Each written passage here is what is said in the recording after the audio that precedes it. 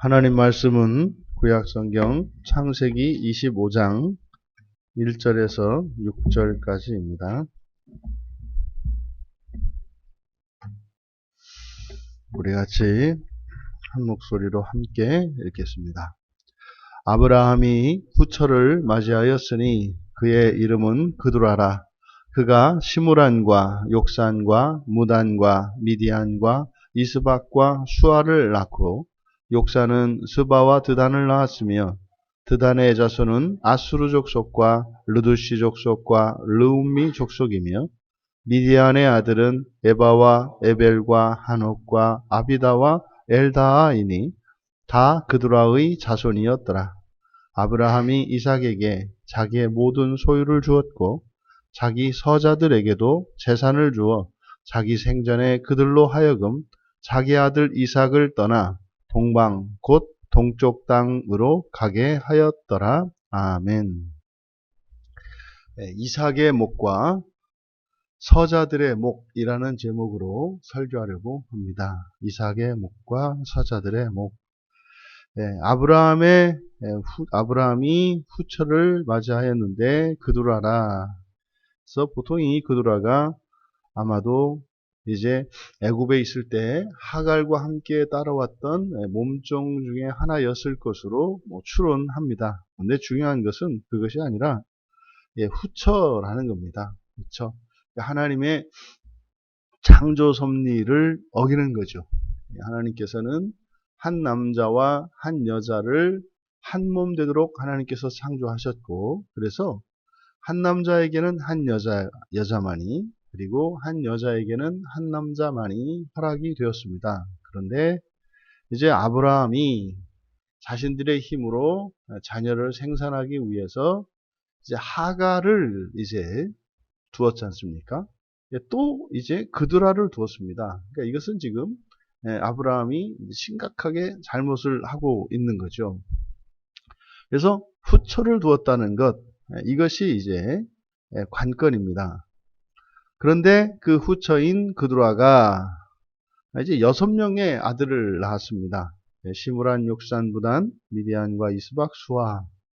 이 6명의 이 아들들은 이제 훗날 특별히 이스라엘 민족을 가장 괴롭혔던 미디안이 여기에 속해 있고, 또 요 시므란, 욕산, 무단 앞에 소개된 요 세 아들들은 이제 아라비아를 중심으로 한 그 아람 민족의 이제 조상이 됩니다.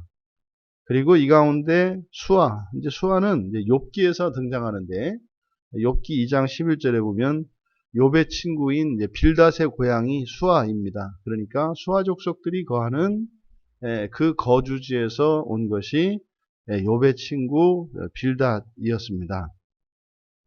그리고 그 이후로 이제 이 6명의 아들들 가운데 욕산과 미디안의 그 자손들까지 이제 소개를 하고 있습니다. 이 중에 미디안의 아들 가운데 에바, 여기 에바는 이제 성경에 이사야서 60장 6절에 보면은 아버지 미디안과 함께 많은 가축을 소유한 탁월한 그런 아들로 소개됩니다. 그래서 여기에 이제 쭉 열거되어진 이 계보들, 이것이 의미하는 바가 뭘까? 우리가 이제 성경을 구원의 책이라고 할 수가 있는데, 궁금한 것이 바로 이 부분들입니다. 성경에 보면 아담의 족보만 등장하는 것이 아니라 중간에 갈려 나오는 이스마엘의 족보도 등장을 하고, 또 여기서 우리가 보고 있는 것처럼 아브라함의 후처인 그두라를 통해서 태어난 이 자손들에 대한 족보들이 나와 있단 말이죠. 이 족보의 의미가 무엇인가? 보통 우리가 아담에서 예수 그리스도에 이르는 족보 이외의 다른 족보들은 별로 중요시 여기지 않죠. 중요시 여기지 않는다고 하는 것은 사실은 노골적으로 이렇게 질문을 하지도 않습니다만, 노골적으로 그들은 마치 하나님의 선택 밖에 있는 이들로 치부하는 경향이 짙습니다. 이게 이제 우리 장로교를 다른 교단에서 공격하는 가장 큰 이유 중에 하나가 이제 이 예정교리 때문인데, 그러니까 예수 그리스도의 족보 안에 들지 못한 그 밖에 있는 반개의 족보들은 구원받은, 선택받은, 예정된 민족이 아니다. 그들은 잘려나간 것이다. 뭐 이렇게 이제 이해를 합니다. 하지만 예수님께서 대표적으로 그 포도나무 비유를 통해서 가르쳐 주실 때 바로 찢겨나갔던 이 포도나무와 포도나무 가지 사이에서 일어나는 일체성이라고 하는 것은 계속 붙어 있는 게 아니라 떨어졌다 붙었다 한단 말이에요. 그래서 이 감람나무 비유를 통해서 참감람나무와 돌감람나무의 비유를 통해 참감람나무가 찢겨져서 나가면 거기에 돌감람나무가 붙여지는, 그래서 이방과 이스라엘의 구원이라고 하는 것이 상호작용을 하면서 이스라엘의 타락이 이방의 구원으로 돌아오게 하는, 그런데 그때 이방이라고 합니다만 지금 이제 구약 성경을 들여다보면은 다 한 뿌리인 거죠. 그러니까 예수 그리스도로, 아브라함에서 예수 그리스도로 이어지는 원족보가 있고 반개로 뜯겨나갔던 이런 반개의 족보들이 있는데 이것을 이방이라 부르고, 그 이방을 하나님께서 구원하시는 과정이 그 원족보, 아담에서 예수 그리스도에 이르는 그 원족보에 이르는 자들의 타락을 통해서 그 이방들을 구원하시는 일이 일어나죠. 그러니까 결국 성경은요, 하나님이 창조한 이들을 이제 구원하시는 이야기입니다. 그래서 민족으로는 모두 다 돌아오게 합니다. 민족으로는 모두 다 돌아오게 합니다. 그런데요, 모든 민족 안에 속한 모든 사람이 그 안에 들어오는 것은 아니에요.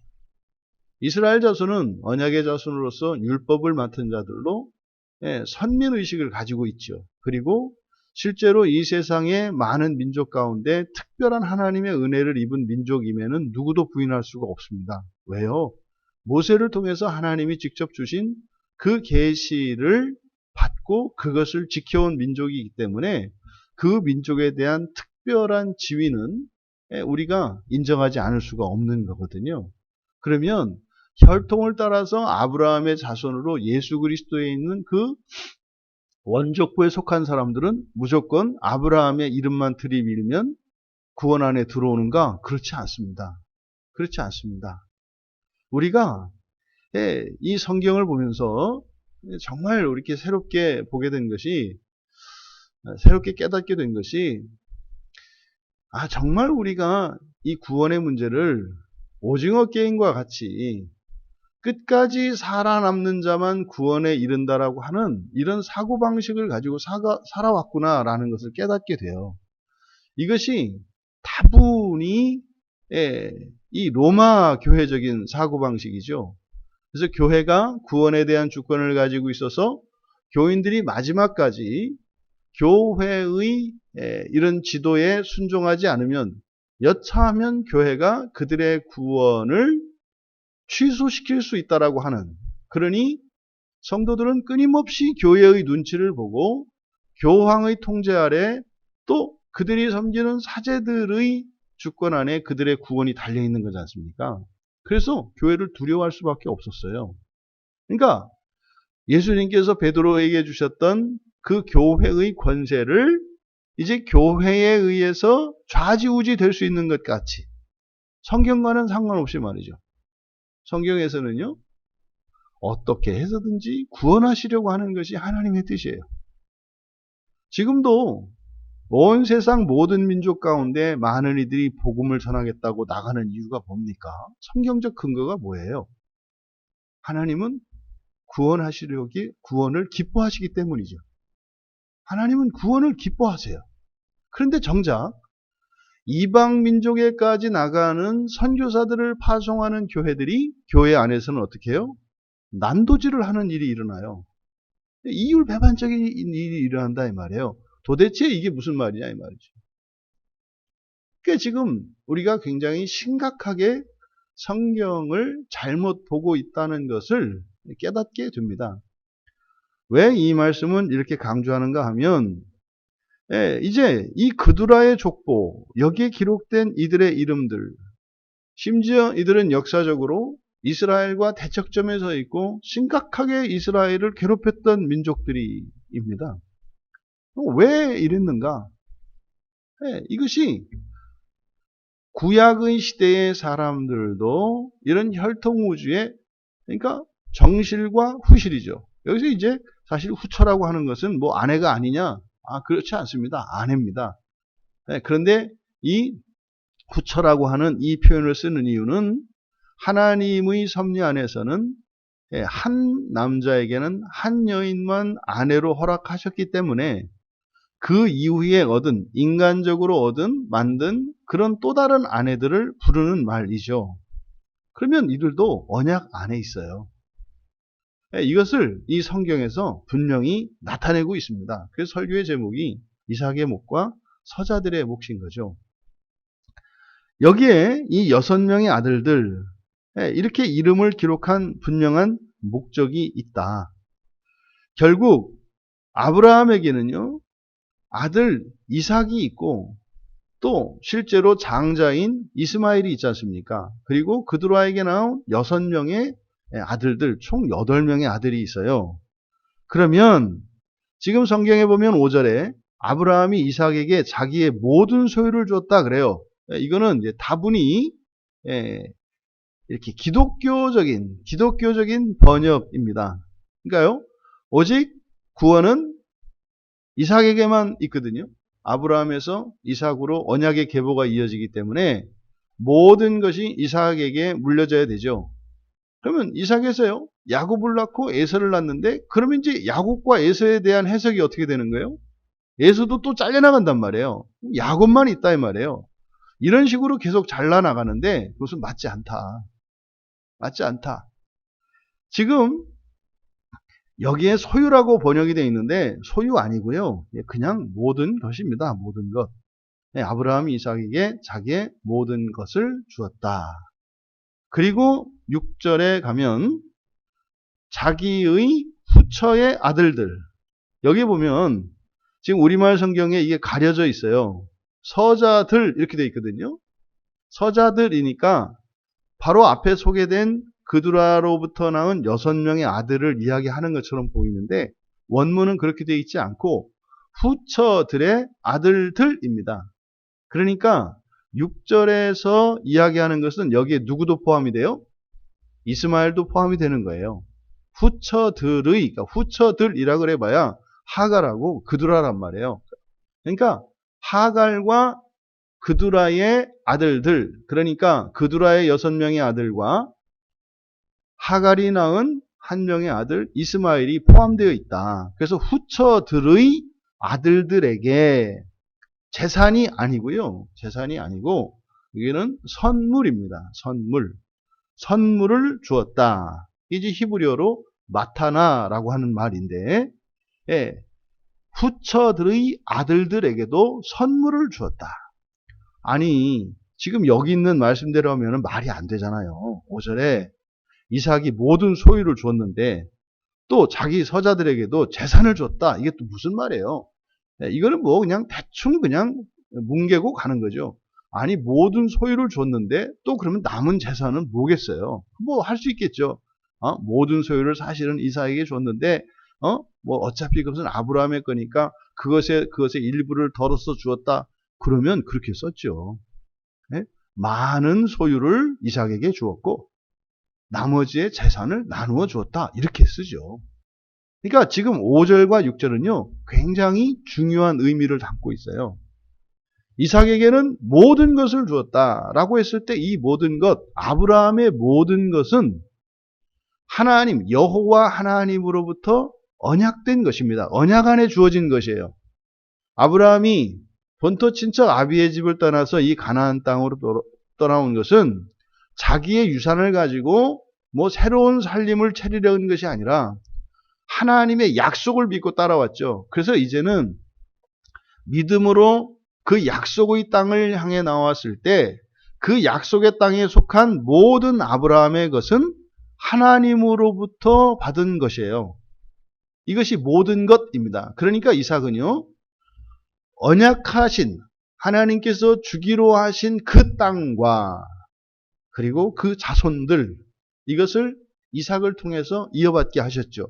그러니 5절은 자기의 모든 것이라고 하는 것은 여호와 하나님으로부터 약속을 받은 모든 것을 뜻해요. 그럼 땅으로는 가나안 땅을 의미하고 또 그 자손들에 대해서 주신 하나님의 복이죠.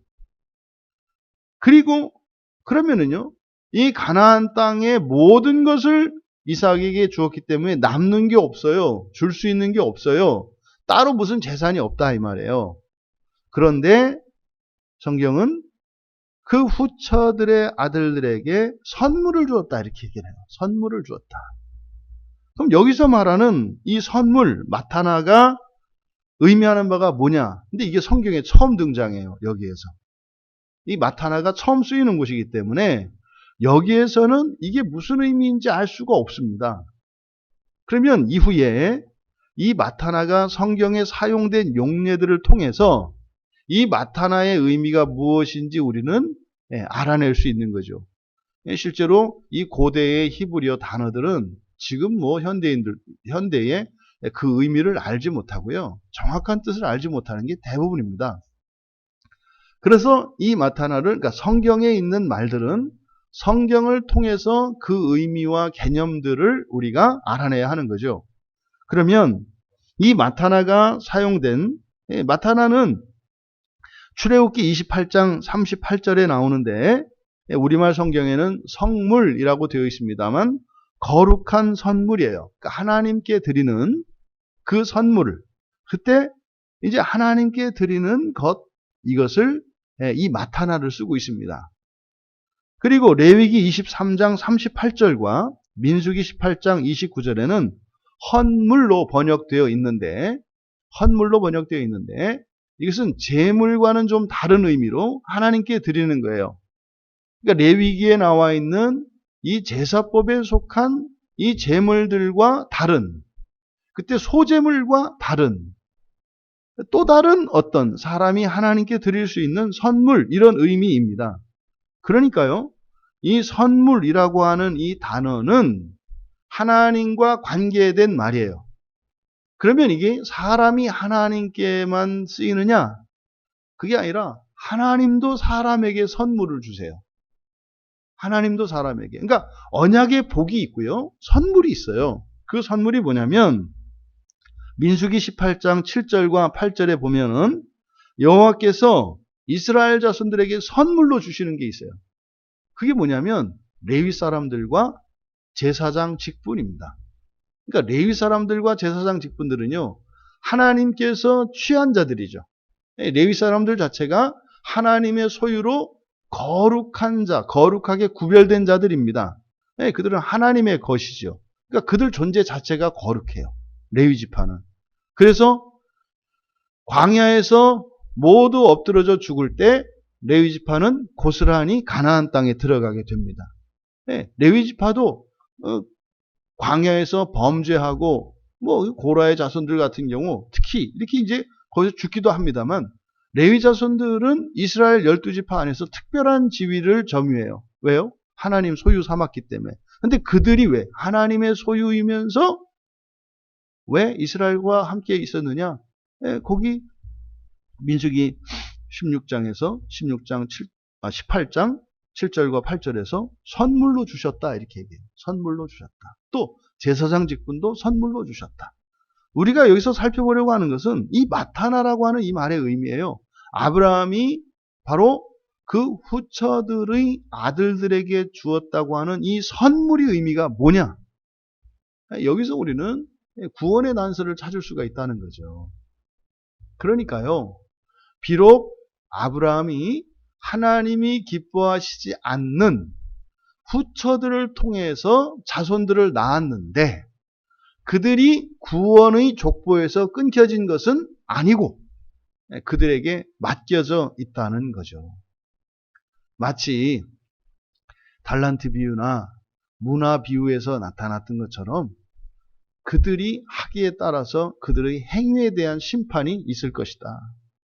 하지만 그들은요, 언약 안에 있는 자들이다 라고 하는 것을 우리가 기억해야 한다.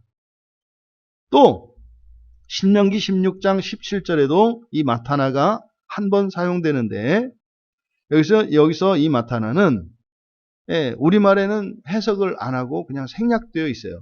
우리말 성경에는.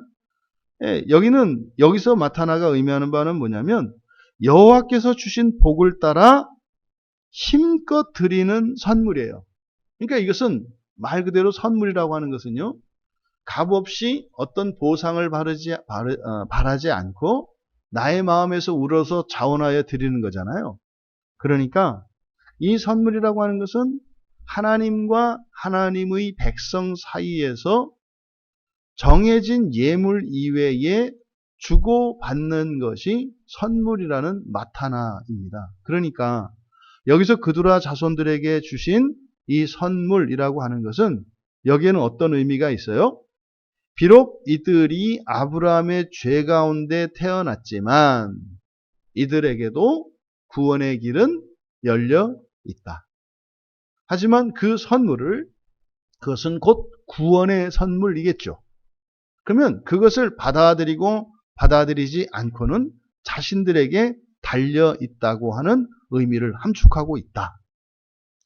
그것을 조금 더 뒷받침하는 단어가 무엇이냐면, 이렇게 선물로 주고 난 뒤에 6절 하반절에 그들로 하여금 자기 아들 이삭을 떠나 동방 곧 동쪽 땅으로 가게 하였다. 여기서 가게 하였다. 이게 샬라흐라고 하는 말인데 여기에는 강형을 쓰고 있어요.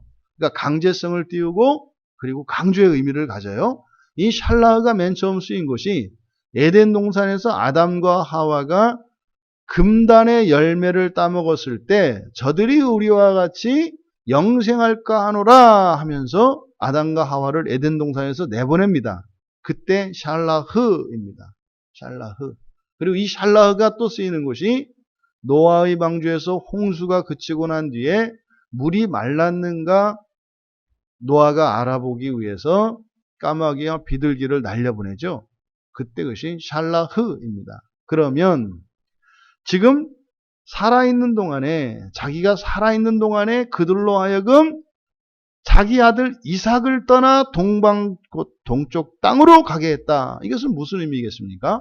하나님이 약속하신 땅은 가나안 땅이에요. 그럼 가나안 땅 바깥은 무슨 땅인가요?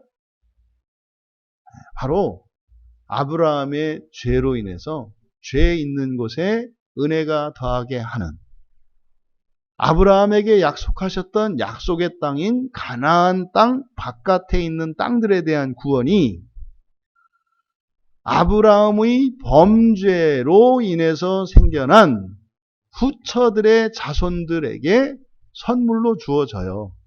그러니까 후처들의 자손들에게 주어지는 구원의 선물은 약속의 땅 바깥에 있는 그 땅들의 구원과 함께 일어난다는 사실이죠. 똑같아요. 구원의 원리가. 이스라엘의 타락과 이방인이 돌아오게 되는 것과 죄 있는 곳에 은혜가 더하게 하시는 하나님의 구원의 섭리가 구약 성경에서도 똑같이 나타나는 것을 알게 돼요.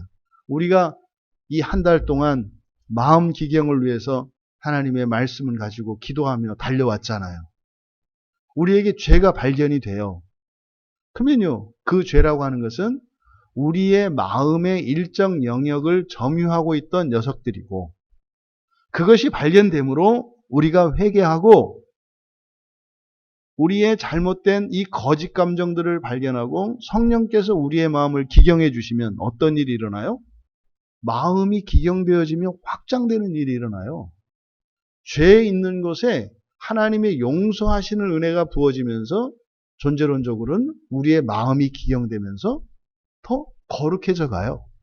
지금 아브라함의 죄의 자손들인 후처의 자손들이 가나안 땅 바깥으로 내쫓김을 당합니다.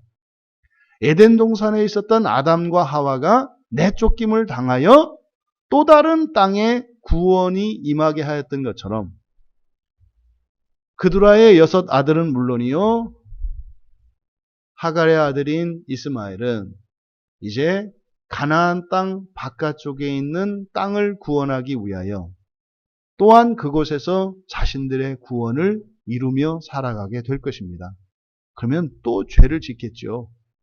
이렇게 죄로 인해서 퍼져나가고 죄가 확산되어져 갈 때 하나님은 그 죄를 구원의 도구로 사용하셔서 온 세상을 구원하시는 것이 하나님의 구원의 섭리인 것을 우리가 깨닫게 됩니다. 그러면요, 이 말씀을 우리에게 적용하면 어떻게 되겠습니까? 여러분들의 순종은 하나님의 구원으로 말미암은 것이죠. 참으로 잘 하시는 것이고 귀한 것이고 하나님으로부터 칭찬과 보상이 있을 것입니다. 그런데 우리들의 불순종과 죄는 어떻게 사용하시겠습니까? 하나님이 구원을 확장시켜 가는데 사용하십니다. 결코 이것은 우리의 불순종과 범죄를 정당화하는 것이 아니에요. 무엇을 말씀드리고자 하는 겁니까? 현재 여러분들 안에서 자각되어지고 발견되는 죄로 인해서 구원에 대해서 불안해하지 마라. 오히려 그것에 대해서 회개할 마음을 갖지 않고 더 이상 내가 회개할 것이 없는 것처럼 회개가 중단되었다면 이것을 두려워해야죠. 그래서 그 어떤 사람도 이 세상을 살아가는 동안은 구원을 이루는 일에 있어서는 항상 모든 사람은 동일 조건입니다. 다만 이렇게 확장되어 가는 그 일에 쓰임받는 것과 자기 안에 누려지는 것 사이의 비율은 다를 수가 있어요. 그래서 이삭의 몫이 있고 서자들의 몫이 있다. 이것은 여러분 안에도 마찬가지입니다. 여러분 안에 이삭의 몫이 있죠. 절대로 양보되어질 수 없는, 절대로 침범되지 않는 거룩한 영역이 있어요. 우리의 마음속에는. 그 무엇으로도 바꿀 수 없고 양보할 수 없는 이삭의 몫이 있어요. 우리 마음에. 그런데 여전히 우리가 싸우고 있는 서자들의 몫이 또 있죠. 우리 마음속에 전쟁터가 있죠. 그것은 우리의 삶 속에서도 마찬가지입니다. 여러분, 이삭의 몫과 서자들의 몫으로 살아가는 우리인 것을 기억하시고 오히려 우리의 죄를 사용하여 구원하시는 하나님의 이름을 찬양하며 우리에 있는 불완전한 것으로 인하여 낙심하고 절망할 것이 아니라 하나님의 이름을 높이고 예수 그리스도의 이름을 높이시며 이 한 날 더욱 힘있게 살아가시기를 주님의 이름으로 축원합니다. 존귀하신 하나님, 하나님 은혜 가운데 있으면서도 여전히 범죄하며 불순종하며 살아갈 수밖에 없는 저희들에게 주시는 이삭과 서자들의 이 유산에 대한 말씀은 저희들이 나아가야 할 바와 또한 저희들의 정체성을 깨닫게 하여 주셨습니다. 이만큼 거룩한 자들로 구별하여 주시고 구원하여 주신 하나님의 은혜를 감사하며 또한 여전히 절망하며 비참해하며 죄와 싸우고 있는 저희들의 마음의 영역들과 저희들의 행실들, 하나님께서는 결단코 저희들을 버리지 아니하시고 함께 하시며 도우시고 구원을 이루어 주시는 분이심을 믿습니다. 자랑하시는 주의 자녀들의 하루하루의 삶 속에서 구원하신 하나님에 대한 찬양과 감사가 또한 발견되어진 죄와의 싸움에서 일어나는 회개가 있게 하여 주셔서 저희들에게 주신 인생을 영광스럽게 살게 하옵소서. 감사하며 예수님의 이름으로 기도하옵나이다.